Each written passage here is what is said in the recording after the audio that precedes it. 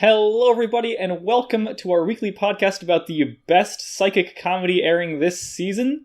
We are talking about Hinamatsuri episode 6, and wow, this is the best episode Yeah, the so best far. episode yet, episode 5. Yeah, 5. You know? Episode 5, that's what we're on. Yes, it's so good that it's the next one. Yes. Alright, yeah, this show, we've been kind of down on it, and I feel kind of bad now, because it really turned things around this episode with some brilliant twists, and I really liked it. Yeah, it was really genius how they just piled so many characters on this time around. And they stuck to the fast comedy in this episode. They stuck to their strengths, the fast-paced comedy with a straight man. And it worked very, very well. They seem to be going away from the kind of slice-of-life feeling and much more to making their anime actually comedic. Right. They packed it with jokes. Like, there wasn't more than 20 seconds without some kind of gag. Like, they know what they're doing. Yeah, so, like, the first half of this episode is just dedicated to one really long joke about baseball. And it just is really great, because it just covers basically every cliche of anime sports, and it just is really funny, because it's constantly going back. It covers every single character that you can see in one of those shows. It covers all the expected outcomes of the shows, and it's constantly funny. As a Haikyuu lover, I just love the parallels when they introduce all the characters. There's the fucking tall kid with the glasses that is excellent at defense. The captain's name is literally the same as the captain in Haikyuu. There's the annoying fast guy that jumps really high. There's the ace like that should have gone somewhere else but ended up there. It's like it's Haikyuu character for character, and I love it.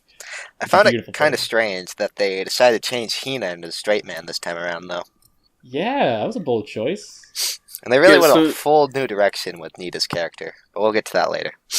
Yeah, I think the explanation, right, was something about, like, using psychic powers to mind control everyone to just see different stuff. I think that's what it was. Yeah. And she just, calls herself, what did she, change her name to this episode? A Psyche, I think. Oh, yeah, like it's a play on psychic. Yeah. Oh, yeah. Yeah, it was like Psyche, Psyche... It's like Psyche, okay. Oh, yeah, Psyche, okay. Psyche, that's yeah, that sounds right. Psyche, yeah. Psyche, yeah, that sounds like the right show. Yeah. But yeah, they did change Nita's character a lot in this episode. It turns out he was a lot closer to Hina's age than it seemed before. He's quite good at baseball. And I thought they made him a shoe licker this episode, Eric. Remember the whole... they had a whole arc after the main one where it was just all about shoe licking. You know, he got fired from his job in the Yakuza and had to find a new way to make money. For some reason... See, I was still hung up on the old Nita appearance and thought he was the guy with the scars, but no, you're right. Yeah, he really lost a lot of the integrity of the initial episodes, which I guess just, push forward a new kind of comedy through his character. Yeah, they really did go with a whole... They did replace him as the straight man with Hina this episode. It's a strange decision, but I think it worked out for the best.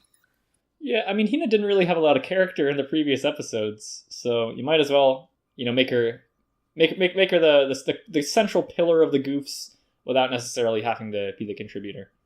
Yeah, and we got a lot of great goofs. So we already said the first half was basically this baseball episode. Then there's this shoe licking part, which is just great because it starts with this joke of friggin' the one really old anime's ending / manga or whatever.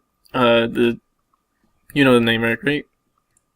The station one? The police academy by the station. Yeah, close enough. It's the police station.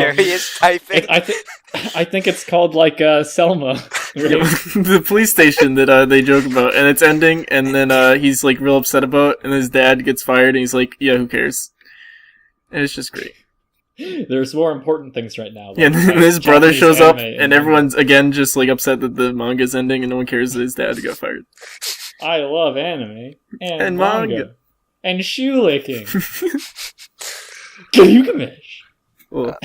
Yeah, but it was just non-stop goofs. I mean, as someone who's enjoyed sports manga before, I was a strong parody the whole time. And then the shoe licking, it feels kind of weird that they started such a joke based around a character trait that wasn't introduced before in this episode. And just pushed that joke for so long. But I mean, they just did they executed it so well that it was funny the whole time. Yeah. I really appreciate, right, then both the first part and the third part, which was about gifts and stuff, you could really tell that they finally figured out what Hina's character is, that she's kind of like this aloof person. Whoa. Hina was her slave name. It's Psychic OK now. Yeah, Psychic OK. He's really got a solid character down, right? Of being this kind of like aloof, but pretending not to care, but actually cares. Just tries to not really help out the baseball team, but then ends up helping them out anyways. Right. Whereas that's before the Psychic OK from the manga that we loved and missed. Yeah. But especially when he figured out that it was his fault for ruining the cliche storyline and basically dooming them to lose. Yeah. But they pretend not to care, and then he comes back and helps them out and stuff. Whereas before, he just probably would have done nothing back when he was Hina, and it would have been like, well, that's the episode. Nothing happened. Kicked out of his house. Yeah. In traditional Hina fashion, would have done nothing. Well, let's start off this whole episode. Basically started off with a bunch of baseball cliches, and it all went off track when basically the main character, Saiki OK, basically ruined the cliche. And then that set the whole, so the whole typical sports manga is set up. They go, basically they're told if they don't win a single game, the club's getting closed down. The captain gets knocked out, and then they need to find a replacement. And that replacement was the main character, Saiki OK, who then, after this, pretended he broke all his his two fingers. friends, Hitomi and Ansu, though. You can't forget about his two friends, Hitomi and Ansu, who also joined the baseball team. Wait, shouldn't Anzu be Mara? Yes. The poor one, What do you mean should be? Yeah, she is. We forgot about that third part of the episode as well. It stars Anzu as she goes around and adjusts to homeless life. Yeah, and demands patronage from everyone. Right. She's like, give me your crap because I gave you a seed. Honestly, that's a good joke, just laying the seeds, and she literally gave them little acorns. Acorn seeds, yep. Right. Whereas, before the show was never clever and didn't come up with clever jokes. It's simple wordplay and like a simple concept, but that's all it takes. You just subtly introduce, intricate wordplay. And it works out great. Yeah, those are the three parts of the story. There's plot to it, but they just handle the comedic timing so well. They keep it fast, and I can't emphasize that enough. That was such a problem in the other episodes. I think the first half of this episode is actually a bit too fast compared to some of the other episodes of Saiki OK. But it's kind of on purpose because the whole thing is covering the entirety of a sports manga in half an episode. Yeah. So it's forgivable. I definitely paused at a couple points, just to keep up. The really friggin' fast talking. Yeah, it got really fast. So careful what you wish for, I guess. But yeah, all the parts where the captain went by at light speed. Right. But you gotta have the passion and the soul of a champion to win. There are 6 men on a volleyball court, Yeah. This is a baseball field, Eric. Sports ball. Classic. Apparently, it's all the same in the end. So, what does it really matter? Yeah, it was also really nice that it had a heartfelt twist at the end of the baseball game, where the captain was dying, and he's like, "Mr. Saiki, okay, I don't want to go." It was real sad. But I don't feel so good. That was my favorite part of the Infinity War Saiki OK crossover.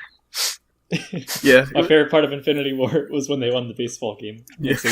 When Saiki OK got all the gems and then killed everyone because Saiki OK was the villain all along. The real villain was the straight man all along. He knew too much. When Dr. Robotnik got all the Chaos Emeralds. I feel like the biggest pro of the episode is they kind of fixed the first 4 episodes were really they did the episodic format kind of badly because each story was kind of self-contained, but they were all the concepts weren't very funny and executed well. Yeah, they didn't have they didn't have flows that had what do you call them? Just, fulfilling resolutions. There was no payoff. There was no because they all want to continue into the next one in the next episode, so it just keeps going without payoff. But I think the whole self-contained storylines worked really well here because I think all 3 parts were pretty funny, and they all had satisfying conclusions at the end. They all had good arcs, really. They built up a premise, they had a big conflict, and they brought had the following action. and good resolutions. The first part was even multiple chapters of the manga that had been adapted, so they all had kind of their own. They should have all had their own, like build up and resolution, but all flowed together well, and then had one big conclusion at the end. You know, right? I think it really helped the show that it dropped the fucking dove-ass parenting themes. Because, like, in the first few episodes, like, the themes you get from, like, the ideas of parenting that you get are like, oh, parenting sucks, but you do it because you love them. And that's just kind of not really saying anything interesting. So it dropped that and opted for more, like, parody, poking fun at subgenres, and just, like, well, just that, parodying everyday things that you might see. Yeah, Nita being kind of like a weak father now is just really funny, you know? He's shoe-looking, but he's doing it to make money. And there's just this great part where Psyche's watching everyone, Psyche and is watching everyone do their crazy baseball stuff, and his dad, Nita's just like, you gotta eat your food or it's gonna burn, and then in the end it just burns. It's great, he's a good dad there, right there. You know, you should have done something let your kids burn sometimes, you gotta let them learn that way. You really should have done something there, kiddo. Yeah. Wow. Don't you feel like a real dipshit now, eh? Yeah, Psyche, you better use those Psyche powers next time a little better. If you burn this food, I'm kicking you out. Whoops. There you go. Oh no. They found me. They're breaking up the party at the open market. Yeah, thank God. We were going to record this episode yesterday, but what ended up happening is the open market close to Eric was playing music really, really loudly until like 10 o'clock. Yeah. It's pretty crazy. It's really fucking weird. I don't understand. But you know what they say, when in New York, do as the Romans do and yell and scream and kill people nonstop. When in New York. Yeah, but I think we covered most of the main points of this episode. All in all, what a huge improvement. Like, I could not be happier with all of these changes. Yeah. Let's hope they keep the same kind of format and the new characterizations for the next episode. Yeah. I really hope that they keep the new characters and format and animation and music and studio and everything. I really hope that they keep all of these changes. Oh yeah, who's the new studio? It's like a JC Staff X Egg something. What? But it's two studios working. JC Staff and Egg Firm. Yeah, that. Okay. I feel like they have a better handle on what animation is. You know. Yeah, and how to make it happen. They probably went to an art school instead of school for doctors, and then actually end up in animation. Instead of art school for docs. I, for one, am going to miss that studio feel touch that they really brought to Hinamatsuri. Yeah. I'm going to miss that studio feel incestual touch that they brought to Hinamatsuri. Most of their animes involve step-siblings, Eric. Therefore, it's not incest. Whoops. My bad. How could I? That was brazen. I'll have you know, Brandon, the problem with incest is moral, not biological. Don't you know that it's illegal to love your family? Yeah. Come on. Come on. I'm not gonna lie, that sounded really like a pro-incest quip there. Oh, it was very much. Okay. Well, you heard it here first. Line up for the civil war of incest versus non-incest. Do I get to be Iron Man this time? Yes. Perfect. Yeah, so we've been the Slapdash Saboteurs. Yeah, we enjoyed this episode. Yeah, I'm really happy with how this is going. I'm happy to share this excitement with you guys. And Psychic OK is pretty okay. Okay. I'm Eric. I'm Brandon. We're not doing this again. I'm Brandon. I'm Scott. And this is really taking off. Whoa. Oh my god. Like that plane that I don't know if you can hear. We can't. Thank God. We'll have someone shop in the plane noise from Steins Gate. Or Deja Vu. I'll edit that joke out. I'll edit that joke out, don't worry, it's fine.